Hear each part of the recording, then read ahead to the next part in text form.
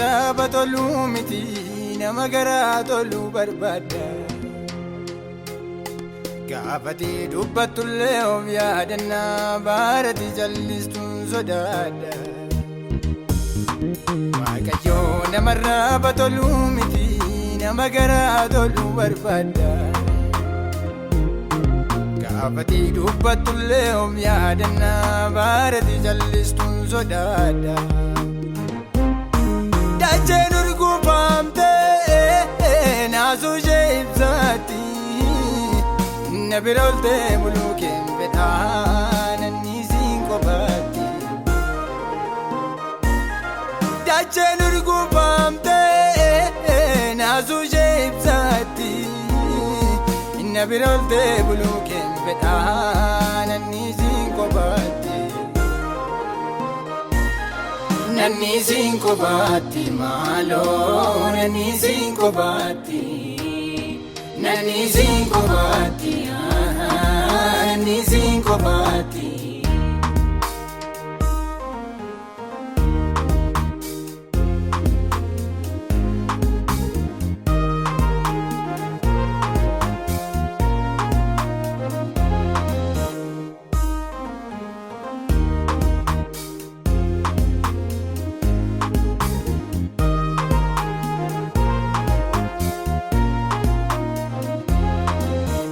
Teksituu raadabee gola yeeyyii kajeela reetummoo qalbii godhatee dhiiga manaasaatti utaala.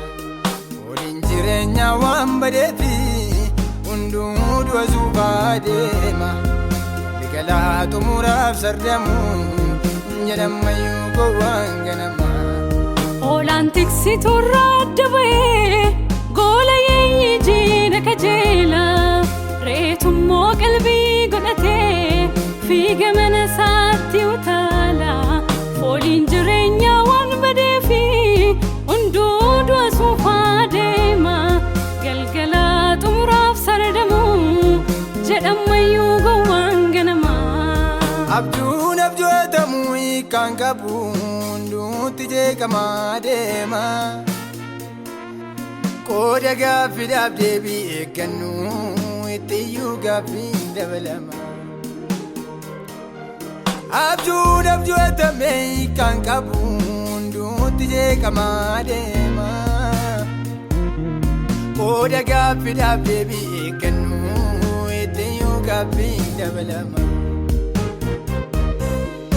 Ilaalumtuu kunii ilaamee anumti kunii namummaan koo dadhabaadha. Namoosis barichaa Yesuus humni kee oo danda'aadha.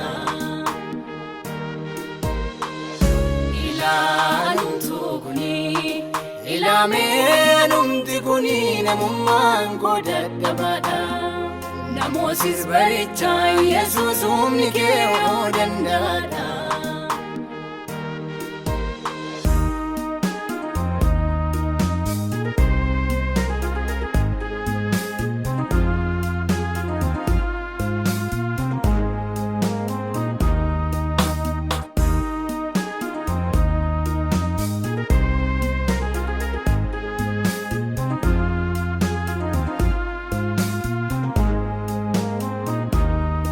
Amaatti binna bu'aaf seenee faana gaarii hordofuun hafannee rimmadda keenyaan taanitti michoomne milkoominni nutti hin argamne. Amaatti binna bu'aaf seenee faana gaarii hordofuun hafannee rimmadda keenyaan taanitti michoomne milkoominni nutti hin argamne. Yaaduu dhibamee ammeenyaan taa'ee wal teessisa. Garraa mootatti zaarri badee kunis maleen sirratti faarrisa. Guyyaan gaarii yaaduu dhibamee ammeenyaan taa'ee wal teessisa. Garraa mootatti zaarri badee kunis maleen sirratti faarrisa. Nuufa gulaalamuu barichi nuufa gulaalamuu barichi. nuufa gulaalamuu barichi malee nu nyaachuu beeyichi nuufa gulaalamuu barichi nuufa gulaalamuu barichi nuufa gulaalamuu barichi malee nu nyaachuu beewaanguchi.